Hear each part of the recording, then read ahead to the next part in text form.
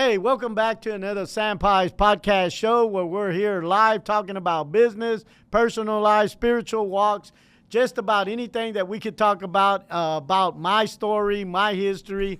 And again, I just want to thank everybody for subscribing to YouTube, checking me out on LinkedIn. I just thank you for listening. Today, I'm talking about the HB1 visas that I talked earlier on another podcast.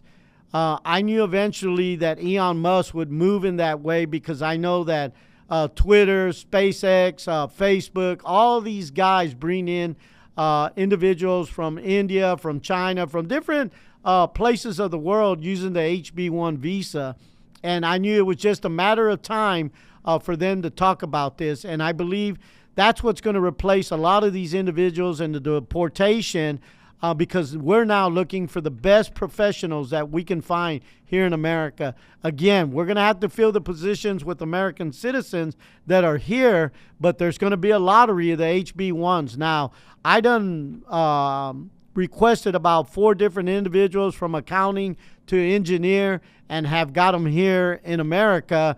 And I'm looking to analyze that lottery or how I can get more HB1s for my company as I continue to grow. Again, I'm using a lot of citizens here in America because I'm a citizen, but I also understand that there's great individuals that my company can bring in and use to expand my company so that I could hire more people here in America.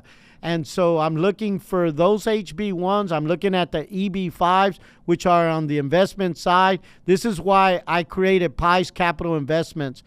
You can see that on LinkedIn, where if you're an accredited investor, you can come in and invest. We have convertible notes there to be determined in a later time on preferred stock, common stock. So all the fundraising I did as an entrepreneur, now as a business owner, I'm now raising capital like other companies in America. So I know Texas is talking about a stock market here in Texas. I plan to be on that exchange when it opens. I know this year they'll be opening up headquarters, and so I'm following diligently to figure out how I'm going to get on that stock exchange, selling the stock that I got from my software company. Again, I just tell a lot of people, you need to follow the rules, the systems, the processes that America has so that you understand where real wealth is created. The value that these guys on the HB1 that they're bringing in is, I'm not saying that we don't study hard. Let's just talk for the Latino market. If you're Mexican-American born here, your parents didn't really push you towards the education. They allowed you to quit school and go into the workforce and just bump your head. I mean, I got my first 2 daughters that graduated college. I mean, a lot of my brothers, myself, we didn't even graduate high school. One brother quit 6 weeks to go to graduate high school and didn't go. The little college that I did go, I got a 4.0, and I just figured that it wasn't for me. But my 2 daughters, one of them has a master's degree in accounting. The other one's got a bachelor's degree in business and administration. So it fits them. It works for them. And so looking at these HB1s, I look at them because they worked really hard to get this education, these degrees. And so they've been able to build some formulas for me that I couldn't get people that I hired here to understand that. And the ones that I did get were over 150,000 a year that my company could not yet pay because I was in growing pains. I was scaling my business to another level. So that's when it came into PAIZ Capital Investments, creating stock for my software, and now really raising capital so that I can bring in the individuals that I need. But I really seen the growth in my company using some of these individuals in the HB1. So they came in here legally, they came in here with their expertise, and they're really shining in my company to help me expand and grow my company. In my book, I See Our Hope, the letter I stands for innovation. So I tell most entrepreneurs, you need to have innovation in your company because it gets boring and routine with a lot of individuals. Japan uses a word called Cajun, which means rapid change. So every 5 years, I believe, they change people's positions to a new position with Cajun rapid change, changing the way things are. Toyota came in here and seen Ford and how they created the assembly line and everything else, but they didn't even use that concept. I believe they used Mr. Wiggly's Donuts concept on how to prepare the food at the minute that the people were going to need it. And so on the assembly line, Toyota was able to paint 10 blue cars, 8 yellow cars, 3 red cars, whatever color was popular. And this is what I mean by Cajun change. Six Sigma also talks about how to determine, measure, analyze, improve, and complete or take control of your business using this method. So Six Sigma isn't for everybody. It's not for every business, but I've implemented quite a few things in my systems, in my processes. So I'm telling people today, look, you really need to understand what business is and what business you're really in. And it's solving problems for people. So I tell all my people who work for me, you're in the problem-solving business. I own a tax business, but I don't do any taxes. I own an insurance company, and I don't do any insurance. I own a real estate company, but I don't do any real estate transactions. So I delegate a lot of this stuff.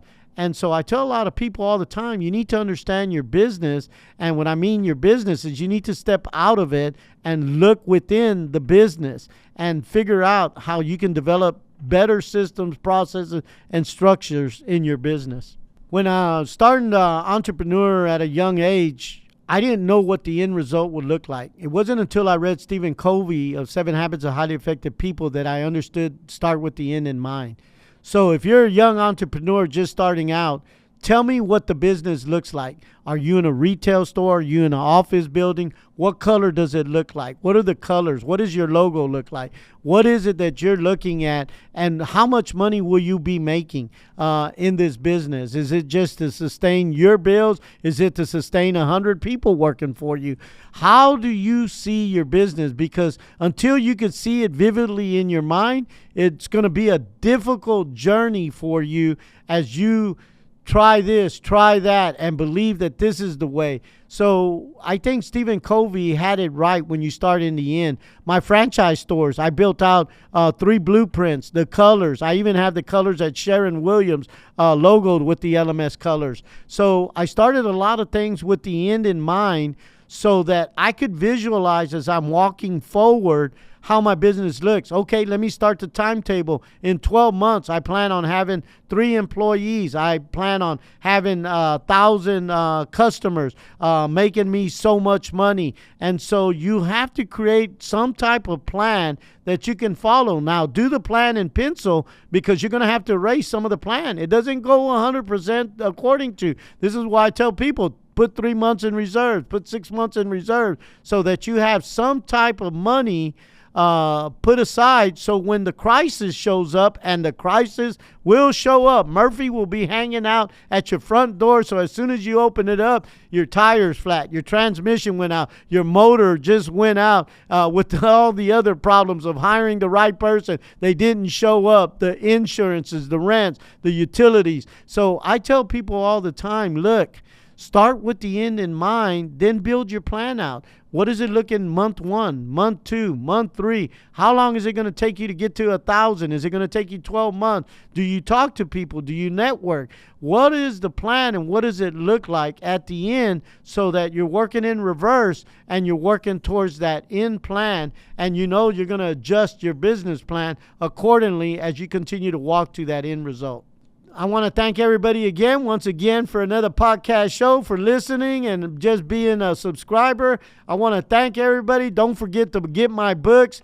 El Presidente is on Amazon, and I See Our Hope. Simon and Schultzer will be publishing that book soon, and we're doing a rework on a chapter on El Presidente too that will also be publishing on Simon and Schultzer. Schultzer coming soon to New York, Barnes & Noble, and the Amazon store. Thank you.